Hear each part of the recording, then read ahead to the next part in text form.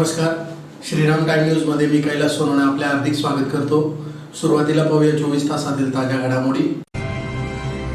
प्रशासनातील अधिकाऱ्यांच्या आशीर्वादाने सुरू असलेले धुळे शहरातील अवैध 2 नंबरचे धंदे त्वरित बंद करण्याची मागणी।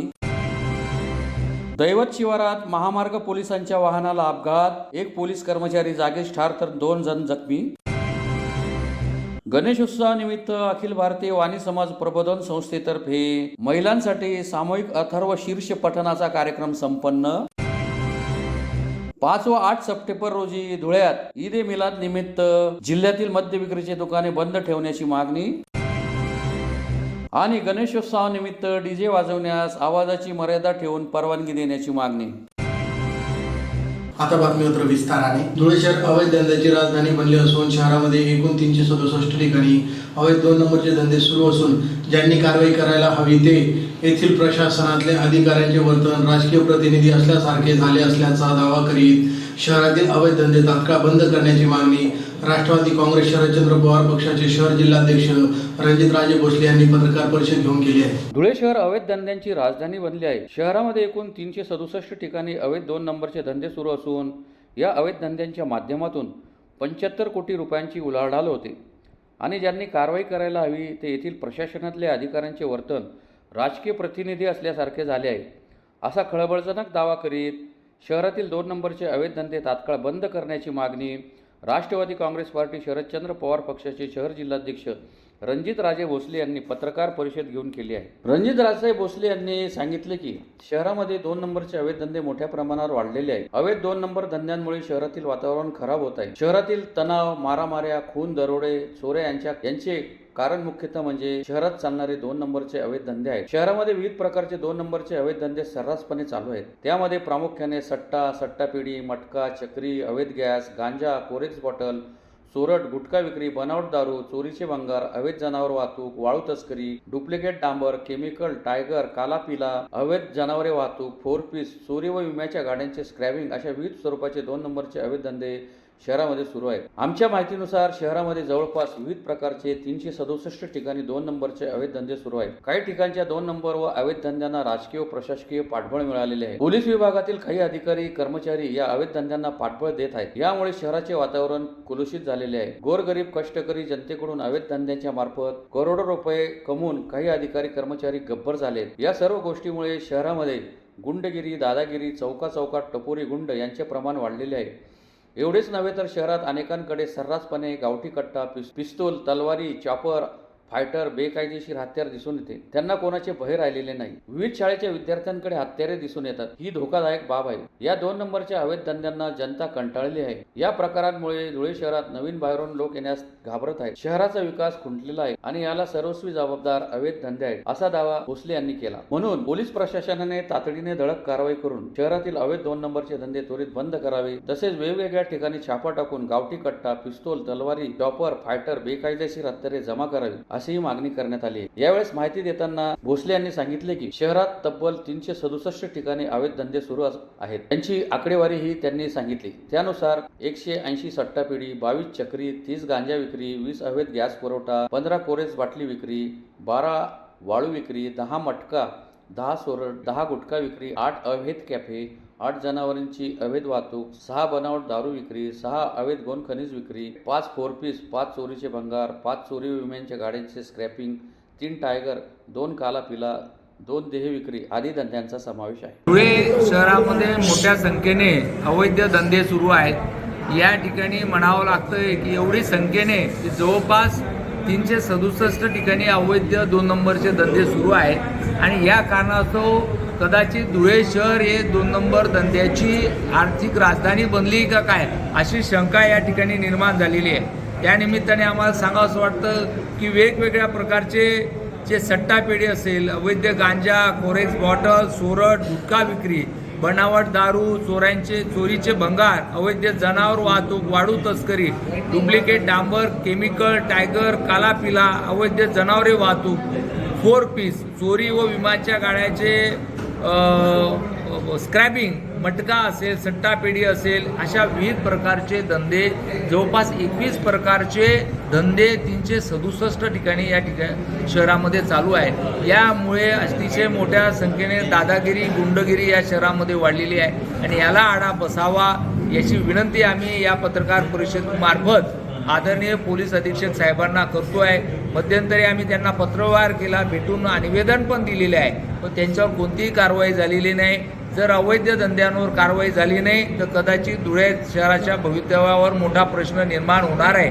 म्हणून पक्षाच्या वतीने, आमच्या सर्व पदाधिकाऱ्यांच्या वतीने आम्ही मागणी करतो की पोलीस अधीक्षकाने कडक कारवाई करावी, कॉम्बिंग ऑपरेशन करावं, या ठिकाणी जे हत्यारे ते जमा करावे. अन्यथा यांच्यावर जर कारवाई झाली नाही तर आम्ही पक्षाच्या शिष्टमंडळामार्फत लवकरच या राज्याचे मुख्यमंत्री तथा गृहमंत्री देवेंद्र फडणवीस यांची भेट घेऊन या जिल्ह्यातील सर्व अवैध धंद्यांची माहिती त्यांना सादर करणार. शिरपूर तालुक्यातील दैवत शिवारात महामार्ग पोलिसांच्या वाहनाला अपघात होऊन यात एक पोलीस कर्मचारी जागीच ठार झाल्याची घटना मंगळवारी दुपारी 1 वाजेच्या सुमारास घडली. शिरपूर तालुक्यातील दैवत शिवारात महामार्ग पोलिसांच्या व्हॅनला अपघात होऊन एक पोलीस कर्मचारी जागीच ठार झाल्याची घटना मंगळवारी दुपारी 1 वाजेच्या सुमारास घडली. या अपघातात अन्य दोघे कर्मचारी जखमी झाले असून त्यांना शिरपूर येथील खासगी रुग्णालयात दाखल करण्यात आले आहे. याबाबत अधिक माहिती अशी की महामार्ग पोलिसांचे वाहन MH18 BX 232 हे दुपारी 1 वाजेच्या सुमारास दैवत शिवारातून जात असताना कारखान्याजवळ भारत पेट्रोल पंपासमोर अचानक व्हॅनचा टायर फुटला. यामुळे व्हॅनवरील चालकाचे नियंत्रण सुटल्याने व्हॅन 2-3दा पलटी होऊन अपघात झाला. या अपघातात पोलीस कर्मचारी नवलसिंग हावल्या वसावे व 29 राहणार नंदुरबार हे जागीच ठार झाले, तर त्यांच्या सोबत असलेले कर्मचारी प्रकाश राजाराम जाधव व अनिल अण्णा पारधी हे जखमी झाले. अपघातानंतर स्थानिक नागरिकांनी घटनास्थळी गर्दी केली होती. तिघा अपघातग्रस्तांना तातडीने शिरपूर येथील खासगी रुग्णालयात दाखल करण्यात आले. जखमी असलेले प्रकाश जाधव व अनिल पारधी यांना ICU मध्ये दाखल करण्यात आले असून त्यांची प्रकृती धोक्याबाहेर असल्याचे समजते. दरम्यान सदर वाहन हे मयत पोलीस कर्मचारी नवलसिंग वसावे चालवत होते. अखिल भारतीय वाणी समाज प्रबोधन संस्था धुळेतर्फे गणेशोत्सवानिमित्त महिलांसाठी देवपुरातील उन्नती शाळेजवळील गणपती मंदिर येथे सामूहिक अथर्व शीर्ष पठणाच्या कार्यक्रमाचे मंगळवारी आयोजन करण्यात आले होते. अखिल भारतीय वाणी समाज प्रबोधन संस्था धुळेतर्फे गणेशोत्सवानिमित्त महिलांसाठी सामूहिक अथर्व शिष्य पठणाच्या कार्यक्रमाचे देवपुरातील उन्नती शाळेजवळील गणपती मंदिर येथे आयोजन करण्यात आले. माजी मंत्री एकनाथराव खडसे यांच्या वाढदिवसानिमित्त वाणी समाजाचे समाजभूषण सुनील नेरकर यांच्या मार्गदर्शनाखाली सदर कार्यक्रमाचे आयोजन करण्यात आले होते. गणरायाची आराधना व्हावी तसेच महिलांचे एकत्रीकरण होऊन संस्कृती जोपासावी या मुख्य उद्देशाने सदर कार्यक्रमाचे आयोजन करण्यात आले होते. या प्रसंगी संस्थेचे अध्यक्ष मोहन येवले, उपाध्यक्ष दिलीप पाकले, योगेश मोरणकर, भूषण अमृते, निलेश अमृतकर, योगेश वाणी, अनिल वाणी, अनिता देसले, सपना मोरणकर, अश्विनी अमृते, मनीषा नानकर, नीलिमा कोठावदे, सुजाता पितृभक्त, रिपीट सुजाता पाकले, मीनाक्षी चितोडकर आदी उपस्थित होते. कार्यक्रमाचे सूत्रसंचालन श्रीमती उज्ज्वला यांनी केले तर आभार प्रदर्शन निलेश अमृतकर यांनी केले. माझी समाज प्रबोधन संघटना धुळे शहराचा अध्यक्ष या नात्याने आज आपण शिष्यपत्राचा जो कार्यक्रम ठेवला त्या कार्यक्रमाच्या निमित्तानं आम्ही एक उद्देश या महिलांसमोर ठेवला की समाजाचं एकत्रीकरण व्हावं, हा उद्देश डोळ्यासमोर ठेवून. आणि दुसरा महत्त्वाचा उद्देश आज आमचे पितृतुल्य समाजाचे पितृतुल्य माननीय तात्यासाहेब सुनीलजी नेरकर यांच्या नेतृत्वाखाली आम्ही हा जो उत्सव आहे अथर्व शिक्षक पठणाच्या सोहळ्याचा हा या ठिकाणी साजरा करतोय. आणि यांचे पितृतुल्य तात्यासाहेबांच्या मार्गदर्शनाने ओबीसीचं जे आम्हाला हे मिळालं, योगदान मिळालं, ओबीसीत आमच्या समाजाचा जो समावेश झाला त्या समाजाचा समावेश ज्यांच्यामुळे झाला ते माननीय माजी नामदार नाथाभाऊ खडसे यांचा आज योगायोगाने वाढदिवस आहे.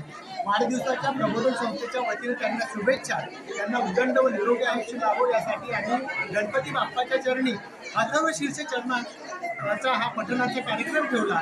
आणि या कार्यक्रमाच्या निमित्तानं महिलांमध्ये उत्साह निर्माण व्हावा हा एक छोटासा प्रयत्न आम्ही या माध्यमातून केला.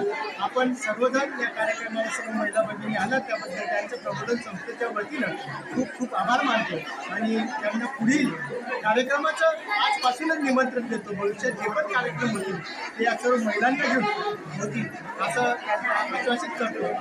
5 सप्टेंबर मोहम्मद पैगंबर जयंती तसेच 8 सप्टेंबर रोजी धुळ्यात ईद ए मिलाद निमित्त मुस्लिम समाजातर्फे काढण्यात येणाऱ्या मिरवणुकीच्या पार्श्वभूमीवर दोन्ही दिवस जिल्ह्यातील मद्य विक्रीची दुकाने बंद ठेवून ड्राय डे घोषित करावा या मागणीसाठी धुळे जिल्हा एमआयएम पक्षातर्फे जिल्हाधिकारी कार्यालयासमोर निदर्शने करून निवेदन देण्यात आले। मोहम्मद पैगंबर जयंती दिनांक 5 सप्टेंबर रोजी आहे, तर ईद ए मिलाद निमित्त दिनांक 8 सप्टेंबर रोजी शहरात मुस्लिम बांधवांतर्फे मिरवणूक काढण्यात येणार आहे। त्यामुळे या दोन्ही दिवशी धुळे जिल्ह्यातील सर्व मद्य विक्रीची दुकाने बंद ठेवण्यात यावी या मागणीसाठी धुळे जिल्हा एमआयएम पक्षातर्फे जिल्हाधिकारी कार्यालयासमोर निदर्शने करून निवेदन देण्यात आले आहे। यावेळी एमआयएम पक्षाचे सय्यद साबिर अली, मोतेबर, अशफाक शेख, रोशन हाजी, निसार अहमद, हारून काटिक, वसीम पिंजारी, सऊद आलम, सऊद सरदार, जिट्ट्या पहलवान, नवीद अंसारी वसीम अकरम, शाहरुख शाह आदि उपस्थित होते।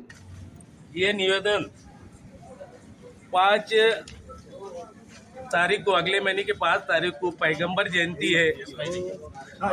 इस महीने की 5 तारीख को पैगंबर जयंती है।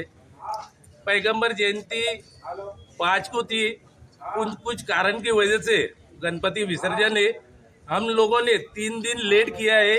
जो हमारा जुलूस जो रहता है वो 8 तारीख को है, और हम ये चाहते हैं कि 5 और 8 को शराब बंदी, वाइन शॉप, बियर बार, जितनी भी है ये सब चीज़ें बंद रहना चाहिए। हम ये नहीं चाहते कि हमारे जुलूस के अंदर कोई बेवड़ा आके वहाँ हंगामा कर दे।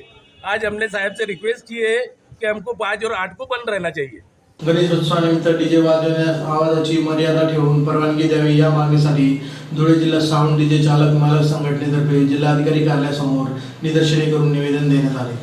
गणेशोत्सवानिमित्त डीजे वाजवण्यास आवाजाची मर्यादा देऊन परवानगी द्यावी या मागणीसाठी धुळे जिल्हा साऊंड डीजे चालक मालक संघटनेतर्फे जिल्हाधिकारी कार्यालयासमोर निदर्शने करून निवेदन देण्यात आले आहे। निवेदनात म्हटले आहे की धुळे जिल्हा प्रशासनाने आगामी काळात डीजे साऊंड यावर बंदी घातलेली आहे। यामुळे या व्यवसायावर आधारित असलेल्या धुळे जिल्हा डीजे चालक मालक यांच्यावर उपासमारीची वेळ आलेली आहे। या व्यवसायाला सुरू करण्यासाठी बऱ्याच लोकांनी बँकांचे लोन, खाजगी लोन घेतलेले आहे। त्यातच परिवाराचा उदरनिर्वाह देखील या व्यवसायामुळे होत असतो। आजपर्यंत धुळे जिल्हा पोलीस प्रशासनाच्या सहकार्याने व धुळे जिल्हा डीजे चालक मालक संघटनेच्या वतीने धुळे जिल्ह्यात हा व्यवसाय पोलीस प्रशासनाने घालून दिलेल्या नियमानुसार सुरू आहे। परंतु गेल्या काही दिवसापूर्वी गणेशोत्सव निमित्त जिल्हा प्रशासनाने घेतलेल्या बैठकीत धुळे जिल्ह्यात डीजे साऊंड वाजवण्यास प्रतिबंध करण्यात आलेला आहे। तरी या निवेदनाद्वारे विनंती करतो की जिल्हा प्रशासनाने डीजे साऊंड यावर घातलेली बंदी शिथिल करावी। उच्च न्यायालयाने देखील आम्हाला आवाजावर मर्यादा देऊन 55 ते 65 डेसिबल नुसार धुळे जिल्ह्यात डीजे वाजवण्याची परवानगी दिली असताना धुळे जिल्हा पोलीस अधीक्षक यांनी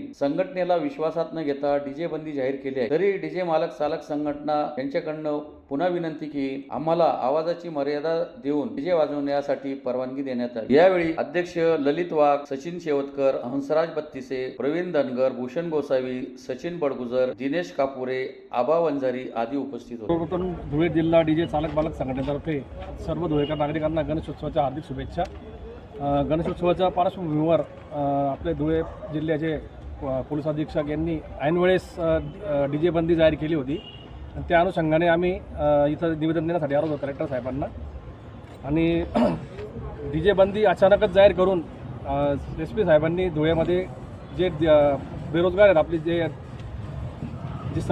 डीजे जे आपले व्यावसायिक आहे ते सर्व बेरोजगार होणार आहेत। आणि धुळ्यात ऑलरेडी औद्योगिक नोकऱ्या नसल्यामुळे हे सर्वजण जे आमचे बांधव आहेत डीजेधारक हे सर्व हे व्यवसाय करत होते। आणि याच्यात सर्व तरुण मुलं आहेत।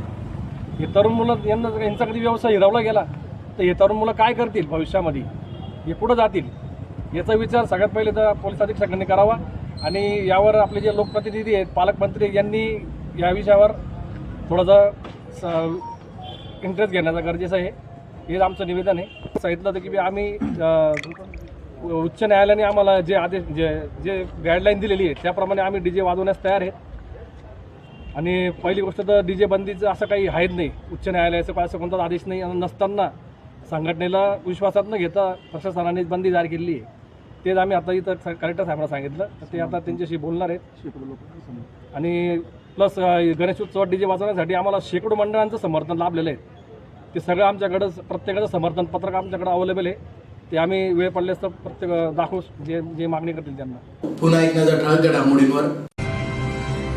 प्रशासनातील अधिकाऱ्यांच्या आशीर्वादाने सुरू असलेले धुळे शहरातील अवैध 2 नंबरचे धंदे त्वरित बंद करण्याची मागणी। दैवत शिवारात महामार्ग पोलिसांच्या वाहनाला अपघात, 1 पोलीस कर्मचारी जागीच ठार तर 2 जण जखमी। गणेशोत्सवानिमित्त अखिल भारतीय वाणी समाज प्रबोधन संस्थेतर्फे महिलांसाठी सामूहिक अथर्व शीर्ष पठणाचा कार्यक्रम संपन्न. 5 व 8 सप्टेंबर रोजी धुळ्यात ईद ए मिलाद निमित्त जिल्ह्यातील मद्य विक्रीची दुकाने बंद ठेवण्याची मागणी आणि गणेशोत्सवानिमित्त डीजे वाजवण्यास आवाजाची मर्यादा ठेवून परवानगी देण्याची मागणी. याचबरोबर श्रीराम टाइम न्यूजचे बातमीपत्र संपले. दिवसभरातील ताज्या घडामोडीसाठी पाहत राहा श्रीराम टाइम न्यूज. भेटूया पुढील प्रसारणात. तोपर्यंत नमस्कार.